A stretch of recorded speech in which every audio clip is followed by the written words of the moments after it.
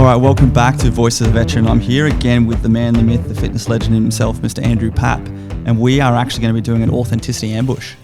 Welcome back, Pap. Outstanding. Thanks for having me. Do you know what an ambush is? Yes. Did you learn that on your gap year? I did. Do you know the types of an ambush? Well, whether I don't know. I just remember we practiced getting running into an IED and getting fired when we being Running hit into by an an IED? Oh, God. Well, not running into. I remember doing what's it called, J hooks. J hooks. Yeah, I think we had to stand to, like making sure someone was. I don't know, man. It was so long ago. I had to stop now. Stop me. Linear area, dog leg. No. None of that. Have you ever been in an ambush? No. You're in one now. Let's do it. All right, mate. Authenticity. What does authenticity mean to you? Just means whatever is you put forward. Okay. Are you always authentic? I would like to think I am. I'm not afraid to be vulnerable and show the things, the non-shiny things of me. So I believe that's that's the answer. So you've never not been authentic? I accept myself for who I am, and if other people don't accept that, which many don't, that's not my problem. You're always happy and smiling. Is that really you? It is my best method of mitigating the tough times I go through, but I make sure people don't think that I don't have feelings and I'm some psychotic person who doesn't. No, you don't. You're just always smiling, mate. Even when you're doing like a million burpees and stuff, you're always smiling, and I don't really understand how and why. Well, one of those things is when you're in your darkest moments in training, you think how good. It was used to be like our little mantra back in the day. It was when things hit the fan, you all came together and you said, how good's this? Yeah, and I'd rather approach that adversity with some sort of positive notion than really sink into it and get lost in it. You're a very positive man. Yeah, look, mate, I mean, like it's sometimes it's more about being desperate and that's your only option. Okay. Tell me about that. I'm intrigued. Being desperate and that's your only option. Well, I think a lot of us haven't been desperate before. Maybe have had many options, which is great. Yep. And if you've got that, awesome. But sometimes you need to become desperate to really push and evolve to achieve. You hit those survival instincts. Yeah. Yeah? Good. Oh, okay, I like it. What really grinds your gears? What makes you lose that smile? What really grinds my gears? People who stop at roundabouts. Oh, okay. Bit of road rage coming. People who litter. Oh, good. Okay. And people who just aren't courteous. Yeah, good. Okay. What sort of litter? Any particular litter? Litter from the car window?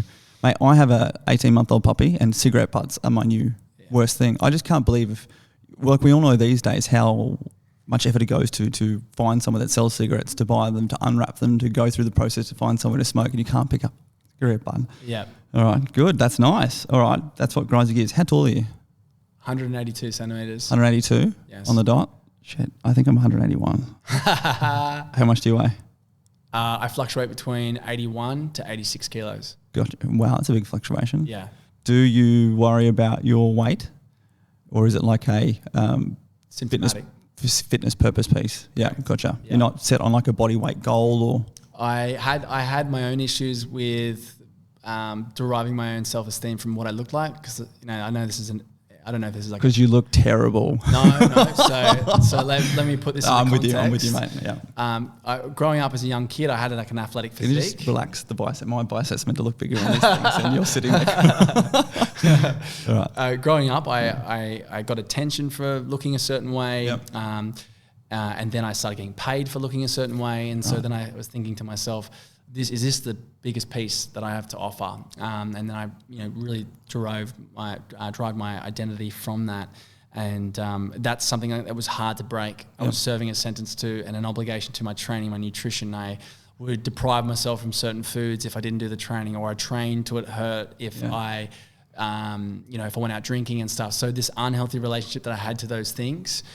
Even though I looked healthy, mentally I wasn't healthy. Wow. I didn't see what everyone saw, and looking in the mirror every morning, every night, picking, not being happy. Yes. That was something I had to face and find how to surpass that. Have you got past that?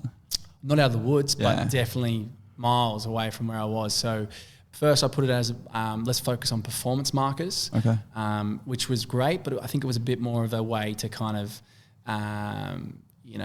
pretend like, oh, I am running really far, but really it might have been serving another piece. But putting my life around events, performance markers, and then realizing, hold on, I've got so much more to give than what I look like. Yep. And seeing that act of service, putting the attention on other people rather than the microscope on me, yep. made a big difference. Good. That's a really, really powerful point. I mean, you start off with the pretty people problems where people essentially build you up into that position. But and then we sort of measure ourselves by our physicality. I mean, you as a fitness identity would be measured by, what you look like. And it's so easy for people to focus on that. But because you have everything else squared away, the body is that byproduct we spoke about beforehand. Correct. I mean, I went through it myself going through the military. I was always able to win fitness competitions, doing things like that. Then when I joined Special Forces, I was like one of the youngest and fittest officers, but there were all these super smart tacticians and things like this. And I think the key challenge is to find when people then really appreciate that you need to have that education, that understand that competence in professional trade, that a lot of them actually let their physicality drop by the wayside because it's a difficult balance for one or the other. How do you maintain the balance between that physical, mental and emotional health requirement for you? I take the emphasis off needing to be balanced because I believe that being perfectly balanced it's not that it's a facade, but it's rare. What is balance? So balance, exactly. I mean, I would define balance for me, being able to take care of all my responsibilities, making sure that I feel fulfilled in what I'm doing and I'm not disregarding any dependence or anything like that. That your purpose is authentic. Look, mate, sometimes my training goes to the wayside because I've got to put more time into work. Yeah. Sometimes my relationship doesn't have as much focus. Yeah. So it's where we prioritize our time. And look, you're going to go through your ebbs and flows. Yeah. Coming to WA is to help give greater balance for me. Got it. I think that's a key point there, is also focusing on that longer term. I know to myself, particularly when things break down mentally and emotionally, I put a lot into my physicality, and then missing a gym session or missing something or having like a party and eating bad food can really take its mental toll, really take a hit.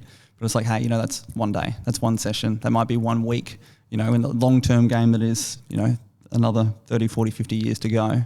It's all about pacing yourself, yeah? Well, we did touch base on net positive. Yeah. So 365 days in a year, 300 days are good, you're in the green. Boom, net positive, I like that. Don't use it to piss. Got it. Pets, let's talk pets. Are you a cat or a dog person? Look, I've always been a strong dog advocate and I'm going to get a dog. But where we were living in Sydney, we only had a unit, and my wife adores cats, and her kitten died, and her cat died, who was stuck in WA, didn't come across, and the world was falling apart. So I got her a kitten, and her name's Missy. Missy the kitty. Missy the kitty, and mate, she's been amazing. So I now still like dogs better, but now I don't despise cats. How does Missy think about that? I don't care.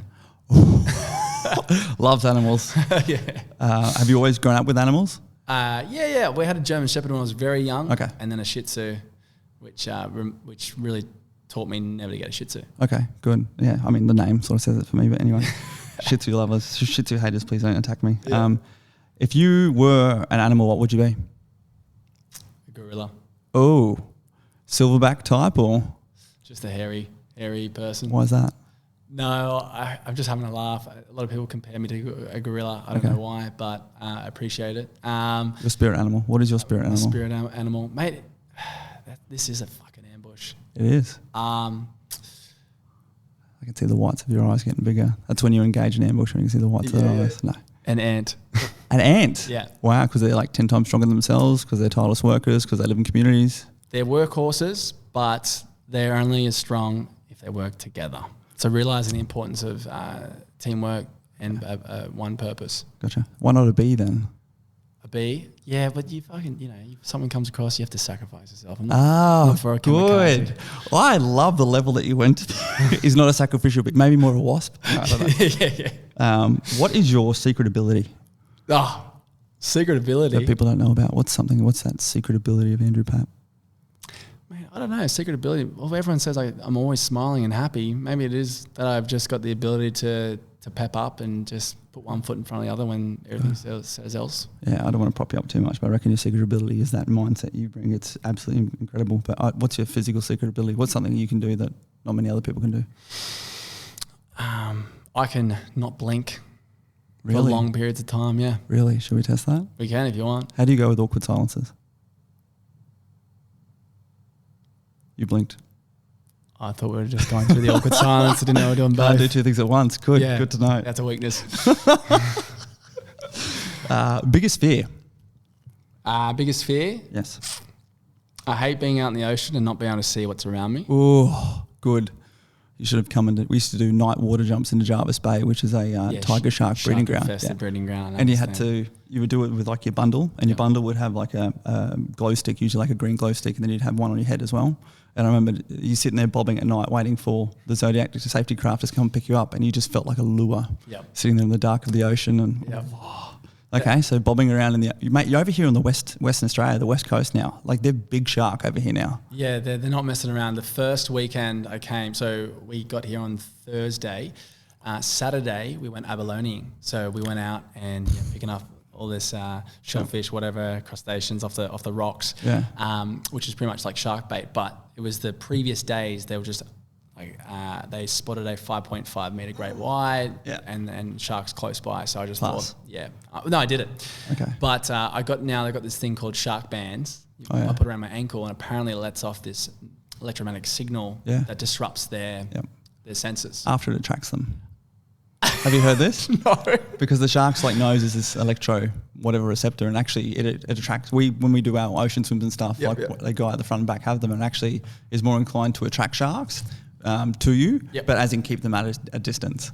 Yeah. So would I rather risk the gauntlet of just stumbling upon one and then they can just bite my leg off? Or I'm kill with me? you. Yeah, absolutely. Yeah. But doesn't the great white's like attack from below? So by the time they hit you, it's like it actually says in the fine print doesn't do anything for great whites. How's that? Good. Sorry. Fantastic. If you get taken by a shark after this, I'm going to be really upset. Well, at least you've got the evidence. This is Heston's fault. Yeah, mate. No. Do you take like a spear, take a hammer with you? I don't know. Some form of defense mechanism. So that's your physical fear. What's your biggest mental fear? Losing trust in my own thoughts. Good. So seeing what my parents, what my family had been through when they, what they were saying or thinking or doing. Yep. They had no understanding of what they were doing and not being able to tell if something was real. Losing in touch with reality. Gotcha. That's probably my biggest fear. Okay. What about your biggest emotional fear? Biggest emotional fear, I guess losing those support networks, those kind of those anchors that you have. Okay. Not being a good dad. I'm not a dad yet. Yeah. I don't know. Are these things that worry you, that trouble your mind? No, but I would definitely with like not being able, like again, if I mentally cracked up whilst having kids, dependence, that'd probably be the hardest thing to go through. Good. I've seen it myself. But you just got to focus on what you can do here and now. Exactly. No, I'm not living in fear. Good. What's your biggest regret? Biggest regret was what I shared earlier when leaving the army and what happened to my friend. Yeah. It took me a lot of years to kind of get around that. Okay. And what have you done about it since? I've started a charity. Yep. To help mitigate, to connect communities between the civilian and military population, and raise money to help fund people through different support networks. Okay, good drills, mate. You're all over it now. We've spoken about that more, and we'll speak about that a lot more as well. Are you afraid of becoming irrelevant? Let's focus on the fitness industry. Are you afraid that something's going to come out and all of a sudden we don't need you?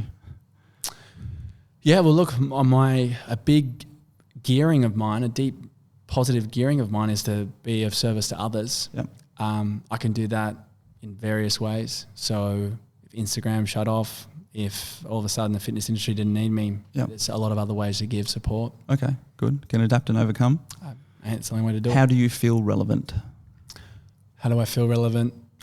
Just by the connections I've made through the industry, through members, through people. Affirmation of others. Absolutely. Okay, it's good. Big thing for me. Good. Can you cook? I can, but I don't. Oh, who does all the cooking? My wife. Currently, her mother. Amazing. We're staying at hers whilst the house is being built. How good are mums? Mums are great. Mine's the same. She cooks for me everything that I need. What's your favourite dish? Love a good pizza. Love a good burger. Really? What's your ethnicity? Greek. Greek. English. Okay. Yeah. Gotcha. Pizza. It's not very Greek or English. It's not. Okay. Any particular pizza? Usually get the. Let's stick with toppings as opposed to brands to not have any copyright infractions. I was going to say Davoli. What is that? It's like pepperoni. It's usually like a hot sauce, pepperoni, cheese, and olives. Very bit light on. Light. Okay. Yeah. Have you ever been to the US and had their deep dish pizza? I have. Oh, I felt like heaven. it was nice, but the next day I just felt True. suboptimal. She heavy. It's like 10 kilos crammed to the big. car. Yeah. I love pizza, but I'm the guy like smoothies, stir fries, and pizzas. I love but I want to like load it with everything, so I can just be as efficient in my eating as possible. That's good. What's your go-to junk food, or let's call it comfort food? Love a block of Kit Kat. Oh, really? Lasts about 10 seconds. Kit Kat chunky? Kit Kat chunky bars are great, Oh, but they're not substantial enough. I would get multiple bars, so I just do it in one Kit Kat block. okay. Do you pick them off? Oh, like the block of chocolate Kit block. Kat, not like the little snap-off biscuit ones. No, the big ones. So it's a block. They can be individually compartmentalized, and like it says on the packet, this is a sharing block. Share with people, you fatty. But I just disregard that and just bite into it. Does that come from a childhood chocolate thing? Nah, man. That's just my go-to if I'm gonna have chocolate. I'm not. Would you call it a fetish? It's no. But I'm not someone who gets caught up too much with what I'm eating. I'm someone who identifies if I haven't eaten enough or I haven't eaten enough of a certain food group in a day. Okay. So I understand that it's a fuel source. Yep. And I've got to achieve. I'll achieve my best for recovery and performance and sustainability and everything if I get X amount of food. Do you like eating out, or you prefer at home? There's only so much eating out you can do to it comes to a point where everything starts tasting the same, or you just don't appreciate it anymore. Yeah, gotcha. So having a good mix, even if you've got the finances to eat out every meal every day, it ruins it. It ruins the experience. So I'd rather eat at home as much as I can, and then you enjoy the treats of eating out. But how does that go with like your own eating regime as far as eating? A lot of people try and avoid eating out when they're sort of at your level of performance because they can't really control their macros or whatever. Do you worry about that sort of stuff? No, mate. Life's too young to worry about.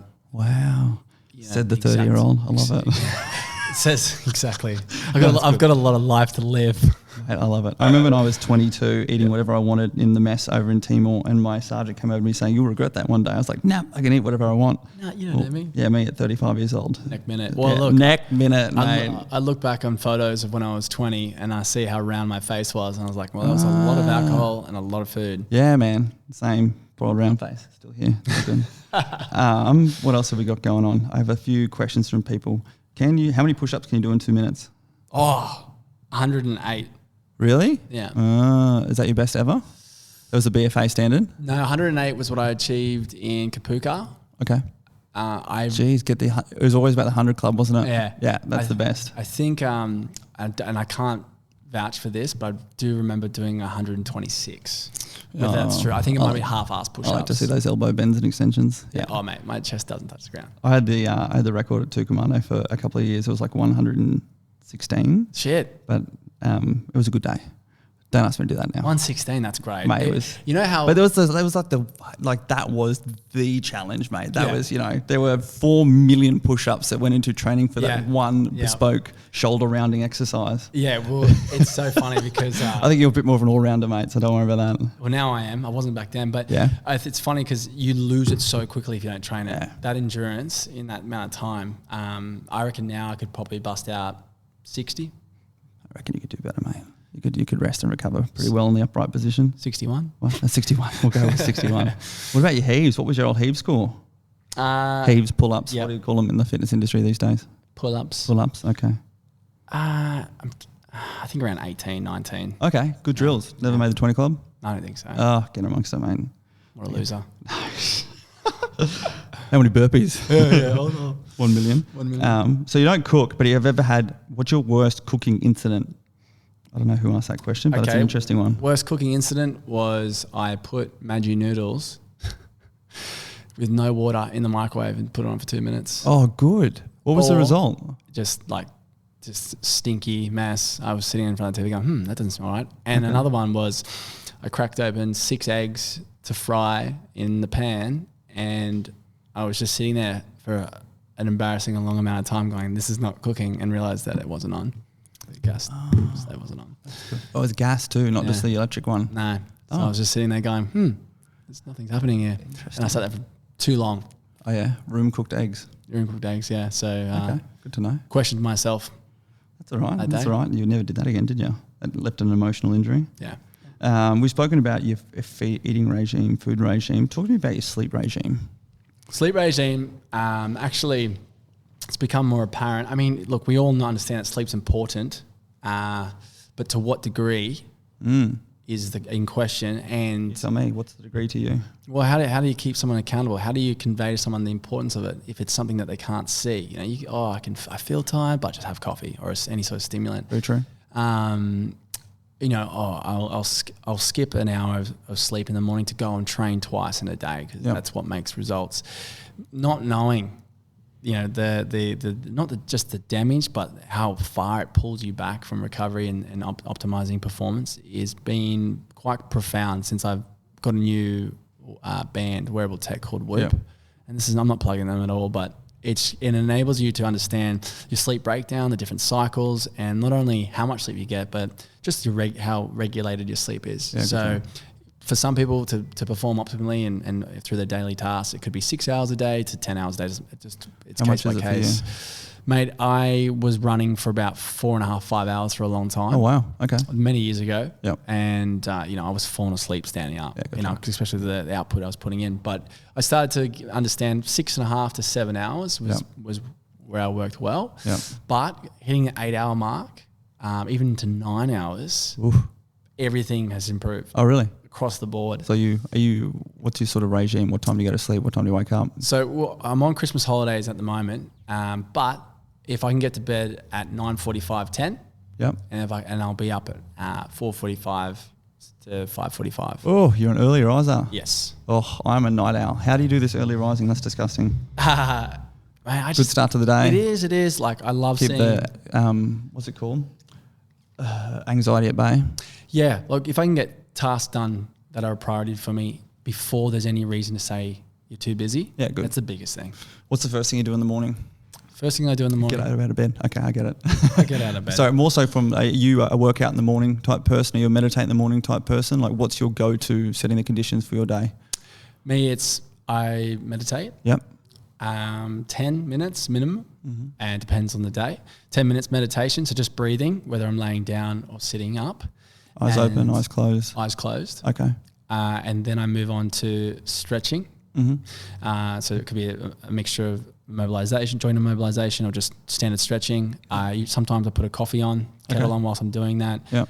And then that will put me in a place where I'm like, yep, I'm either good to go for a run, a swim, or go and do my training. And if I can have everything squared away before 7:30, mate, it leaves me my entire day. I came up with a rule for a couple of years that any time before 9 is my time. Okay. 9 a.m. So getting up at that 4:35, that gave me a copious amount of time to do everything I wanted to. I reckon that stretching and breathing in the morning is so important. I've actually started doing that during this Chrissy break. Cool. And it's just getting some movement, like helping to release whatever's going on. Otherwise, jumping straight into, because I often train first in the morning, jumping straight into some high intensity training or some gym training. Like you sort of just keep compacting your body in. I don't know. Well, there's a few different breathing methods that you can perform, and you can see how tight and angst and locked in you are. Yep. Compared to the end of the 10 or cycle that you're doing, and you're like, oh my God, I was about to go and perform something. I was trying to perform at my best when I was already so tight and wound and bound. And I find if I'm doing any sort of meditation, it actually, I don't feel like I need coffee. Yeah. Or if I wake up, I'm like, bang, let's get a coffee going. If I go through this, I'm like, no, like having a cold shower or something. You know. No, with you. Same. I go to the gym and sometimes just warm up on some of the cardio apparatus. It's just actually getting those big, deep breaths in, as opposed to having a pre-workout. You know, we keep looking for that stimulant motivation as opposed to activating what's already going on inside. Well, it's the only opportunity where you're actually aware of your own breathing through the day, and that's when you can really tap into, you know, your central nervous system. Yep. And enable yourself to change, you know, your autonomic nervous system, where you're going to be a bit more flight or fight or rest and digest. And having that own ability and understanding that, you can just do little micro efforts through the day, whether you're driving a car, you're in an elevator. If you can understand that and you feel the importance of it and the product of that, it's incredible. Rest and digest. That's me 24/7 these days. So we're talking about sleep patterns. You are an early riser, not a night owl. Which side of the bed? It's changed. Oh, shit. Yeah, so... Is this with the transition to WA? Yes. So different poles affecting... Of course. Okay, El Nino and El Nina. Yep. Exactly. Okay. No, I was sleeping. I was always sleeping. I'll stop. I sleep closest to the door entryway. Oh, look out, protector. Yeah, just so I get killed first. Yeah, gotcha. So I don't have to see Renee get killed. Or you have to pee it's more first. selfish. Oh yeah, pee first. Not in the shower. Not in the shower. Side sleeper, back sleeper, face sleeper. Depending on the mattress and the pillow. Oh Lord, have mercy. The tangible variants. Okay. Yeah. Back sleeper. Back sleeper? Yep. Snorer? Yes. Oh, really? Mm-hmm. Not always. Particularly bad if I'm really tired or I've been drinking. Drunk. Yeah. That old chestnut. Oh, yeah, nothing worse. Big spoon or little spoon? I appreciate being the little spoon. Oh, wow. Look at this. Sensitive new age man here, ladies and gentlemen. But I'm never the little spoon. Oh. Okay. Is that it's just because Renee wants to be. Oh, okay. Gotcha. I thought there was we're almost having a firm vulnerability non-moment there. Okay. Good. That's his authentic self. I love it. Kids. How many? Or gender? What do you want? What's the plan? Mate, we're looking at 2. Okay. 2. Yeah. Twins? No. I don't there's a higher risk with twins. Okay. Gotcha. But I think having 2, Renee wants 2 girls. I would like one of each. Which do you want to be older? I would like to have a son first, but the anxiety she suffers with anxiety. The anxiety of thinking if our number 2 isn't a girl, we're going to have to go for a number 3. It'd just be better for both of us if she had a girl first, and then I'll take the weight off her shoulder, not mattering as much. Oh, because she wants 2 girls. She wants 2 girls. Got it. Understood. Yeah, so if we have a boy and then have a boy again, she's like, we're going to try a 3rd one. For me, I just don't want 3. Okay. We shall see. What's wrong with 3? Nothing wrong with 3. Okay. It's a personal choice. Gotcha. There's also sort of cars and seats and all that sort of stuff as well. You start logistics ticks in my head. Yeah. Wow. Good. You got names picked out? No. Do you want some? Thought about it? Yeah, go. No, I'm good. Nah. I would never do that to someone. Most embarrassing moment? Most embarrassing moment? I've had so many. Okay, I got one that just came to mind. Okay. Well, I wasn't in little athletics, but we used to compete, and one of the events was high jump. And it was in front of my entire class where I did my high jump, got over the bar, and the trainer was like, okay, I just want you to focus more on your run up, your lead up, count your steps, etc. There's mats over there. And I didn't understand that he was meaning just only the run, don't do the jump. And everyone was watching me and then it was like, the environment was very still, very clinical, and everyone just witnessed me run towards the mat at full pace and just jump in the air and land on my coccyx and back and head on like this thin little mat. And I completely winded myself and I was stuck on the floor whilst everyone pointed fingers, including the teacher, and laughed at me. How old were you? Oh, I was probably about 13. Oh, poor little Pap, teenage Pap. Yeah. What did you learn? I learned jumping on hard surfaces isn't suggested. The lesson here is, ladies and gentlemen, when you tell Andrew Pap to jump, he just says how high. He actually does it. He goes ahead and he does it. I can put my body on the line. Good drills. Yeah. All right. Have you ever stolen anything in your life? Yes. Apart from hearts and smiles. I don't want those ones. Love it. Yeah.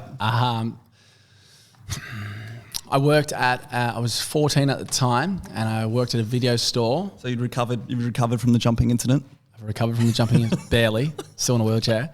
No, I was working at a store, and I'd never stolen anything before. Yep. And working there with older people who are in a management role and seeing, they'll just get a Mars bar from the counter that would sell and just start eating goods and not paying for it. I didn't understand. And they're like, oh, no, it doesn't matter.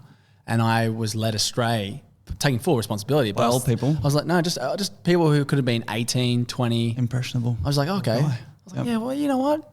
Who cares? And so I started eating, confectionery and drinking. It doesn't seem like a big deal. It got worse. Oh, really? So I just have to quickly ask, was the first thing you stole a Kit Kat? No. Okay, cool. It was a Mars bar. Oh, really? Yeah. Oof, don't tell the Kit Kat. Okay. It got worse? I don't know if I should even go and talk about this. It just got worse in terms of, it got really bad. Yeah. In terms of people. Well, we're in the ambush now, mate. The walls are closing in. Yeah, I know. I can feel it. I always told my bloody parents' credit cards, went and bought about $1,500 worth of military equipment from the local disposal store, and then my dad made me take it back. And the next day, and the jerks gave me $750 for it, and I had to spend $750 worth of work building back that money. Oh, don't worry, mate. They closed down during COVID, and I'm not sad about it. That's great. God. That's great. Favorite body part? Of who? You or me? No, you first. Me first. Favorite body part? I just get this weird feeling that like my heart's gonna stop one day. Oh, really? Yeah. So I really appreciate my heart because it does go through a lot of trauma. Okay.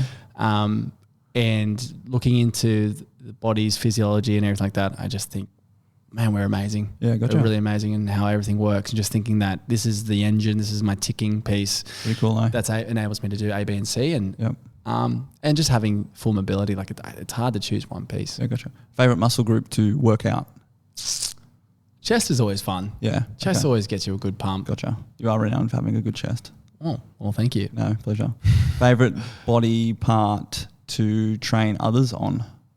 Oh yeah, I mean legs is always fun. Ugh. It's taxing. Yeah. It's disgusting. Yeah. You are an evil person. Yeah, it's metabolic, or there's always like huge strength performance. Okay. With legs, like someone's overhead press or bench press is only going to incrementally get bigger. Yep. Especially towards the tipping point of the spear. But when someone's new to training, they start making huge, profound change and improvements with their deadlift and squats. Okay. It's good to see. It's good for them to see too. Gotcha. What is your favorite exercise of all time? Oh man, I think people know me for my kick sits. You do. Yeah. I hate those things. Yeah. I do not have that mobility, but they're impressive. Yeah. I really enjoy kick sits. Do you? Yeah. Yeah. I enjoy Is that how you get the Andrew Pap V? Oh, don't even go Hey, there. mate, I've seen the advertisements. I know. It better be as good as inside the box as out of the box. Shit, I just forgot. I just made myself blush saying that. You found yourself a magic lamp and have a genie with 3 wishes. What are they in priority order? Oh, priority order. Oh, yes. You can't ask for more wishes. You can't ask for true love. Yeah, exactly. The standard Aladdin rules. World peace. Yeah. Exactly. No, look, mate, I would love to see people treat others the way you want to be treated. Okay. I think that would First wish is culture. I like it. Yeah. Look, I can ask for $1 billion. Yep. I can ask for $1 trillion. It's not going to change the world. Money doesn't make you happy? Yeah, like all that stuff. I know that sounds really cliche. And, yeah. No, but like if you've got an opportunity to actually make a profound difference, whether it's, let's change the environment. Yep. Let's cure all these carbon emissions. Let's make things back to the way they should be. That's just, you can't palm that off. Okay. If you've got a conscious. Bam. So first wish is healing the world, making it a better place for you and for me, as Michael Jackson might say. Yes. What about second wish? Second wish would be, I just feel like life is too short. If I could live longer. Oh, wow. Okay. That'd be great. Now, question on this one. Live longer or heal and regenerate faster? Because would you want to be old? Depends. So if you're healing and regenerating faster, does that mean your cells are doing that too? So you actually just inevitably live longer? Yeah, but as in, would you prefer to, good, I like this, chicken or the egg? Yeah, chicken or the egg. Would you like to be 150 and still be alive, but being fed with a spoon? Of course not. Or would you like to be yourself at 80? Yeah, I'd like to be living a life of high quality. Yeah, got you. Forever. No, not forever, of course. Yep. Probably to actually trump that notion would be to find out more about the universe. Got you. To know more. Okay. Well, that can be a third wish, not your second wish. Okay, well, my second wish is to live longer. Yeah, got you. Because I do want to see where the human race goes. I do want to see the advances we make. I was going to say, I love that your first wish is healing and supporting the world, because especially if we're going to live longer, then there's going to be more people on this earth. So you're really going to be affecting the other wish, which is great. You've already set the conditions for longer lasting life. And then knowing more about the universe, the potential for human expansion. Good. I like these. These are very insightful. You are quite the layer cake. Yeah. Yum yum yum. No, look, I'm a big geek when it comes to the universe and that kind of stuff. I really there's a lot of parts about me that I just don't disclose because not everyone wants to know everything about me. But yeah, that's me. Favorite hobby? Used to be surfing. However, I've stopped surfing when I moved to Sydney. Yep. Just too much of a hassle. I really do thoroughly enjoy playing Xbox. Call of Duty. Call of Duty's been my game. I'm waiting for another game release. What was it? Pappy Boy? Pappy Boy. Pappy Boy. Slash all these numbers, I don't even know. Yeah, gotcha. Yeah. Are you like level 1,000? No, I don't get to play as much. I love how the one moment sitting across from you, your face turns to a kid. You're like, I don't get to play as much. Yeah. Like, you can tell there's some rain behind you. Wow. Oh, absolutely. Like if I had my choice, I would play hours every day. Sorry, you told me that everyone has a choice. Oh shit. Yeah. Look, I prioritize. Good. I prioritize. He's going to get serious on me. We're going to keep this light and fun. Yeah. Worst habit. Worst habit was apart from peeing in the shower. Yeah, it's gone now. Bad. Killed that. No, I'm still doing it now. Oh, we're back. Okay. I just wanted to prove a point. That's all it was. Now everyone's visualizing you peeing in the shower. Yeah, Thank you for that, mate. Good. You're welcome. I'm hydrated too, so good. It's not so P White read a fight. Yeah, that's right. P White. Yeah. So worst habit. It got to a point where I was so overstimulating myself with podcasts, audiobooks, reading and everything that I was becoming overwhelmed, not retaining anything and getting a little bit anxious. I actually became uncomfortable to be in my own headspace, to be in silence. Yeah, right. So I had to break that. Like, I was bringing my phone into the bathroom, into the shower, when I was cleaning the house, into the car. I just didn't stop. Good. That little anxiety machine. Yeah. Yep. So I end up putting out boundaries in terms of when it's appropriate to be on the phone, and it's been really good. Oh, good on you.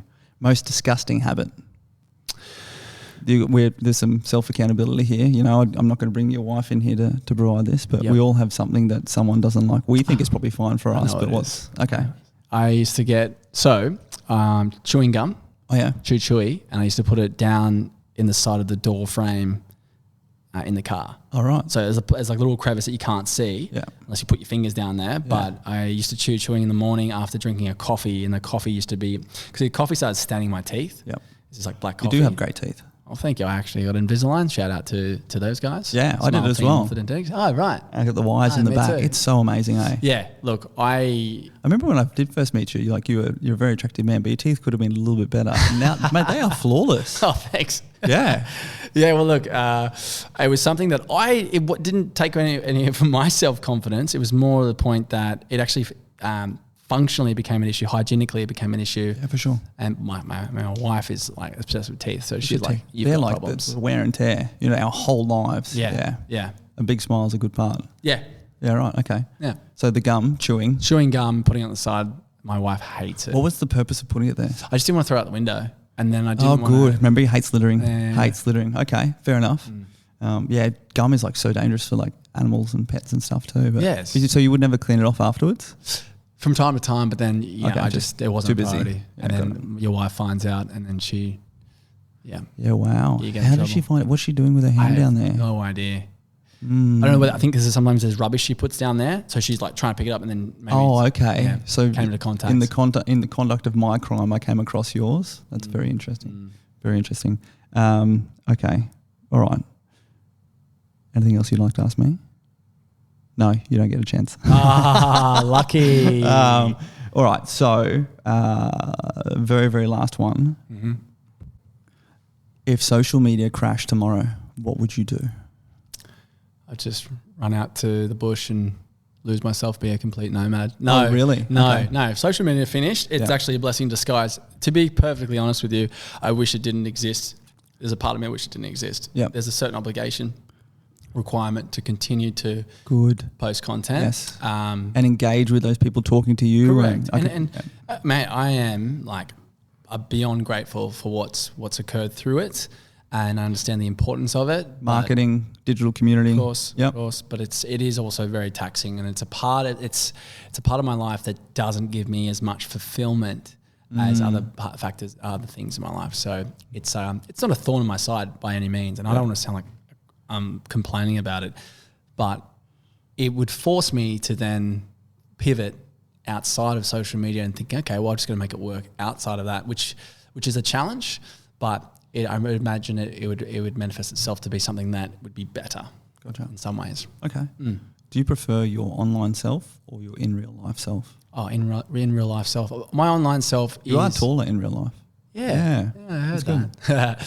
My online self is just one layer of myself, and it just doesn't give us enough substance to what I really try and getting out there. Do you find that so hard in not wanting to over communicate or overwhelm people with, you're a very complex guy in a lot of great ways, in all great ways.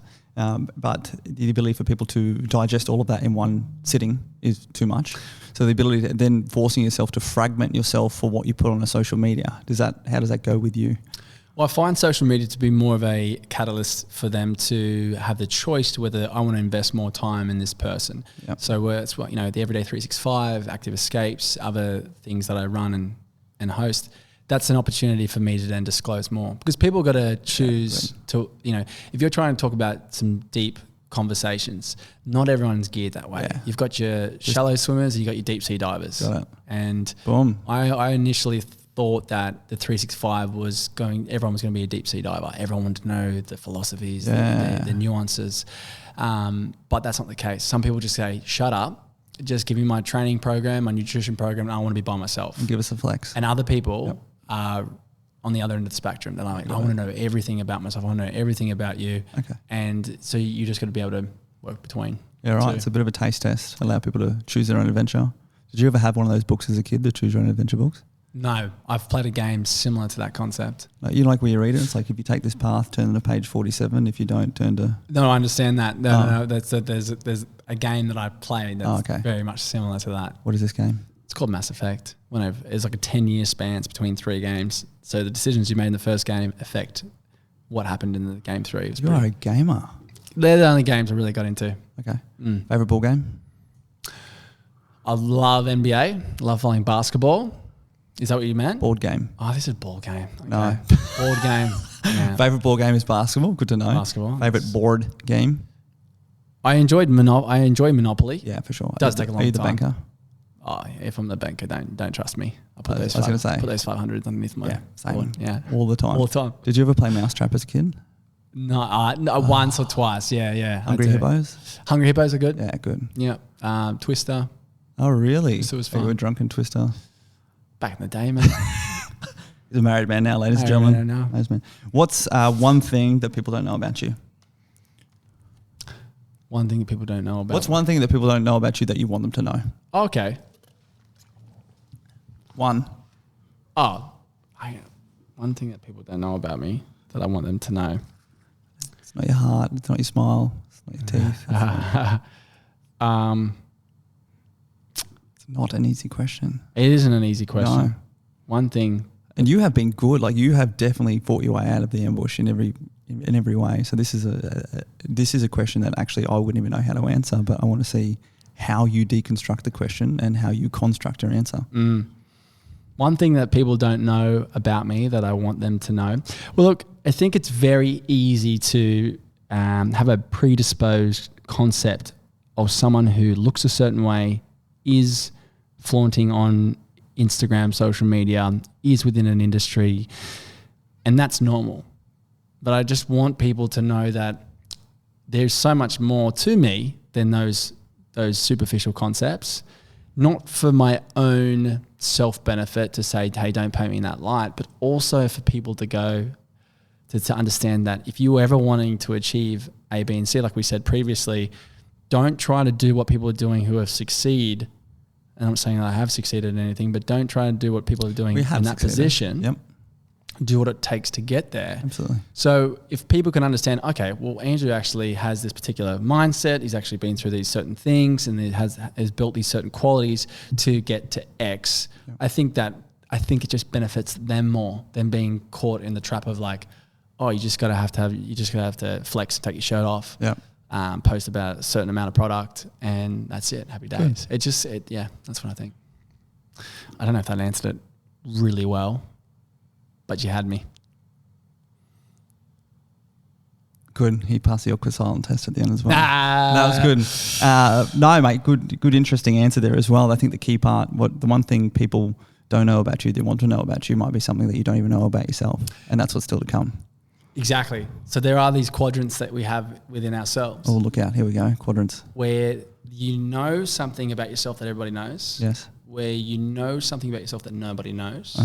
where there's something that everybody knows about you that you don't know. Yes. And then there's something that nobody knows and you don't know about yourself. I love it. So you can kind of deconstruct yourself and put certain topics and themes and characteristics of yourself in these certain spots.